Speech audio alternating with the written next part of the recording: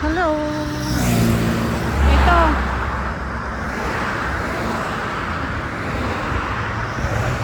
Lakad na naman tayo. Jogging ba jogging?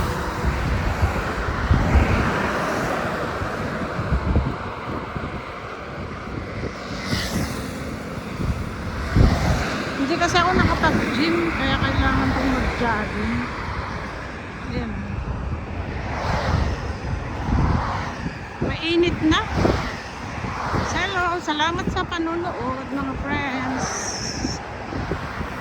Ayan. Sobrang init na. Pero kailangan natin mag-jogging kasi masarap kumain. Para kahit pa paano mabawas-bawasan ng ating pananakit sa katawan. Magandang mag-jogging mga friends, mga kapamilya.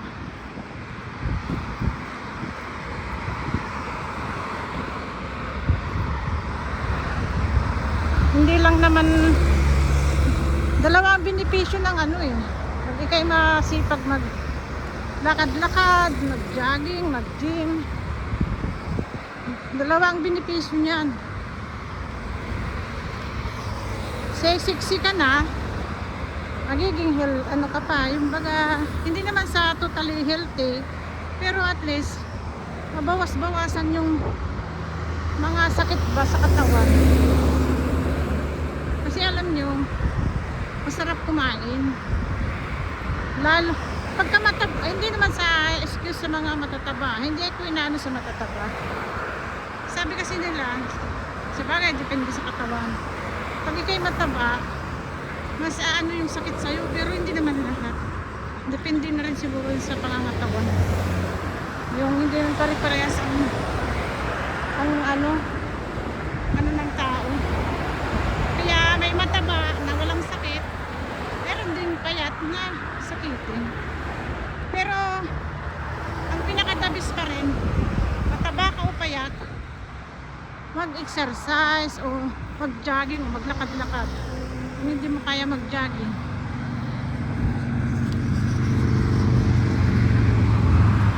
kasi ako kung hindi ako makapag-exercise sa gym, may tao, gaano ako jogging, kaya ito naglalakad. Ano na ngayon ang oras? Mag-aalas 5 na ng hapon. Sobrang buti na lang, di na masyado mainit. Kanina ang init. Mainit na dito sa UAE. As in mainit na. Sobrang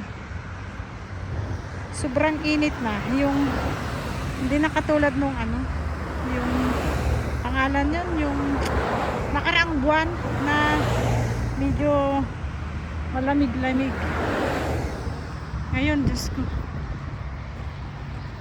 sobrang init na mga kapamilya, mga kaibigan. Kaya siguro maglalakad-lakad na lang ako pagka mga next week o yung hapon na, yung madilim-dilim na. Kasi pero dito kahit naman madilim na, yung gabi na, mainit pa rin. Kahit sa hangin niya mainit.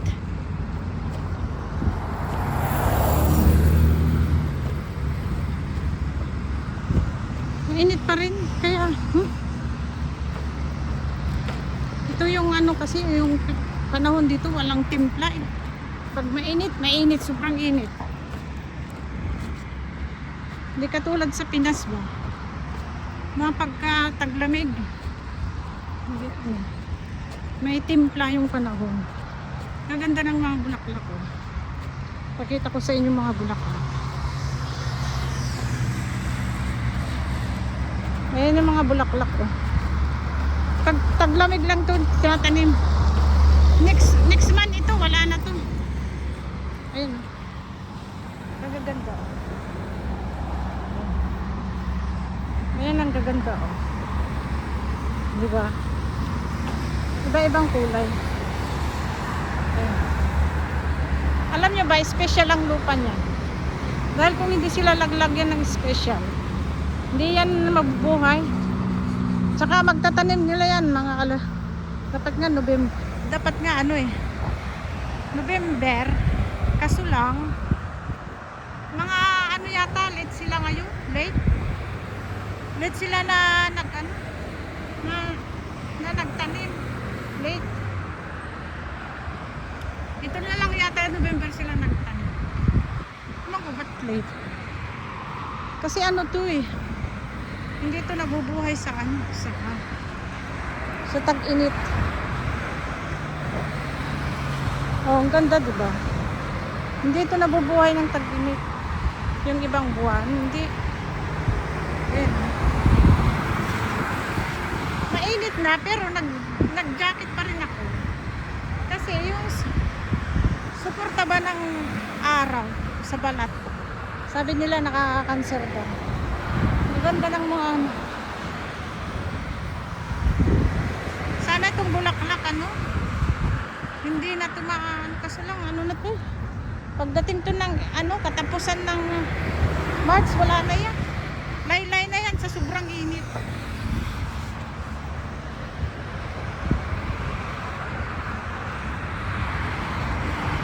O diba malaylay na yan sa sobrang init.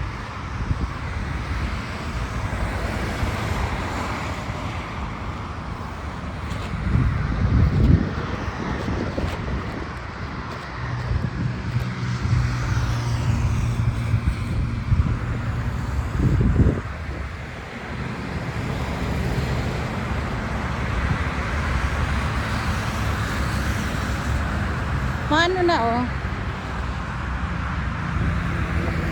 Ang ganda.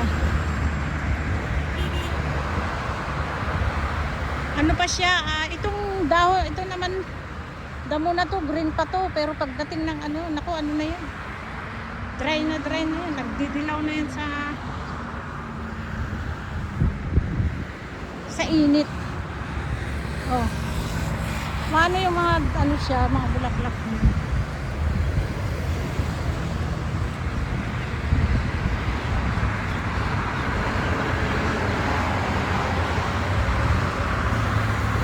Doon yung residential sa kabila. Dito sa banda namin school at saka mga ano lang to. Doon nga lang sa aming banda yung may tirahan mga accommodation.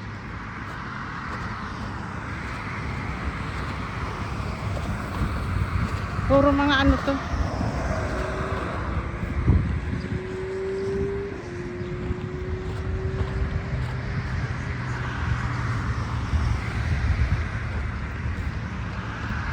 Nakapagod din.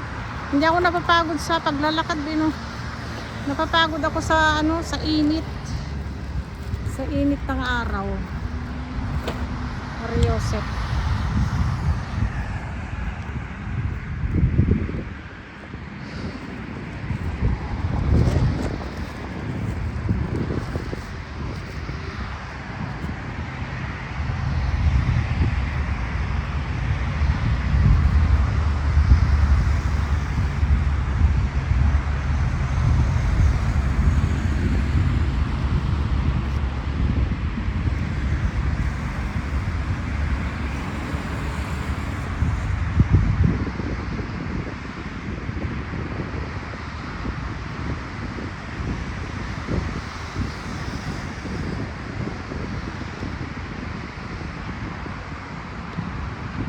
Ilang araw din akong hindi nakapaglakad.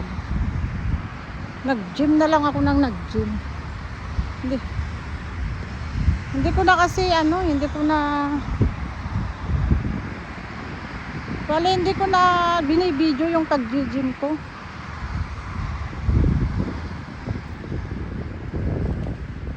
Hindi ko na binibideo yung pag-gym ko.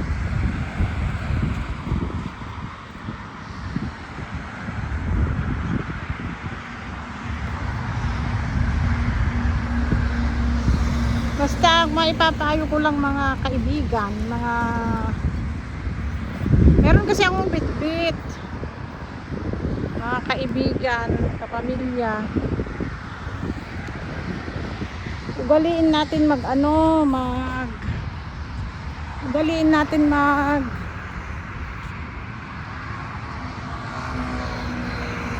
mag-exercise o kung hindi man, mag-ano tayo, tawag doon,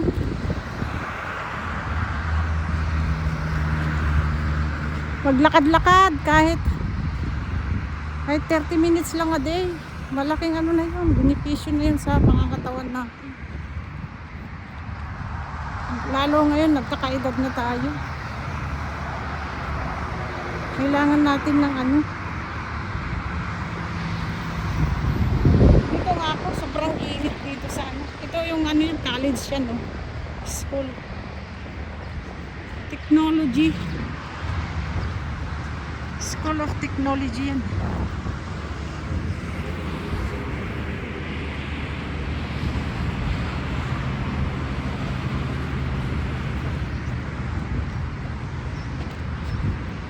Wala, hindi pa kasi ako nakalabas kaya wala pa akong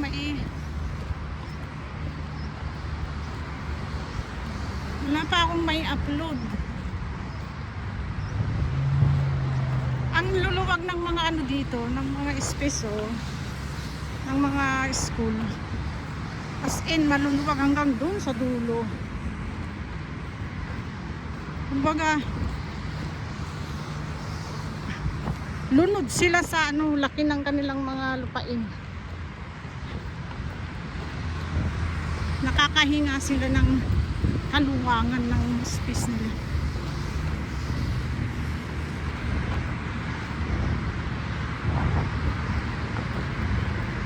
Ako'y pagod na rin naglakad. Kasi may bit-bit ako. Diniretso ko na kasing bumili ng ano, diniretso ko nang bumili ng itlog. Si ano kasi ako, si itlog. Hindi talaga mawawala sa akin ng itlog araw-araw. Kailangan talaga may itlog. Hindi pwedeng wala. Halos yan na lang ang almusal ko. Itlog.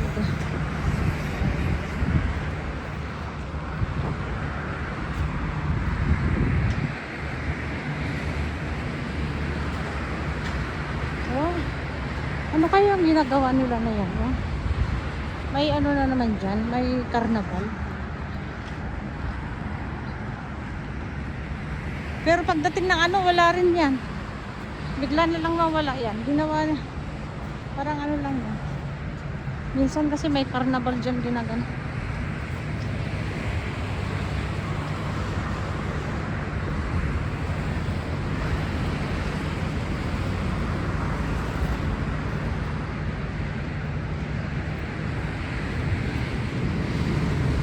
Mabigat-bigat din itong yung itlog na dala ko ay 30 pesos kasi.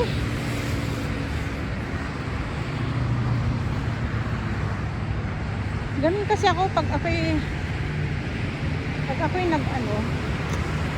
nag-grocery. Ay, naglakad. Diretso ka na ako sa grocery.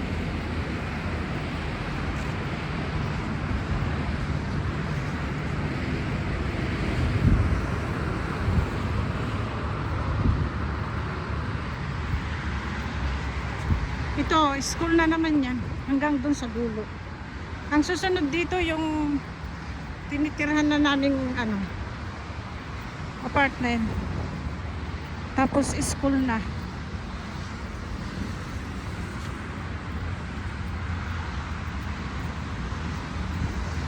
Hanggang luwag. Luwag ng ano.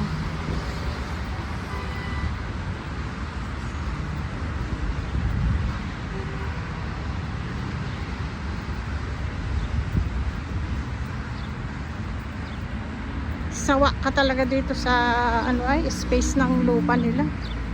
Pero doon sa pinaka city, halos ang sikip-sikip na doon eh. Dito kasi ano ito no.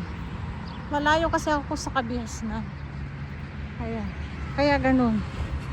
Dito sobra-sobra sa space. Pagdating doon sa Dubai, yung pinaka city, pinaka ano na doon kasi maraming tao doon, maraming building. Dito kasi halos school lang at saka ano, School, University. Salamat mga kapatid, kapamilya, kaibigan sa panonood ng aking maikling video. Thank you mga friends. Hanggang dito na lang ang aking video. Thank you, thank you, thank you.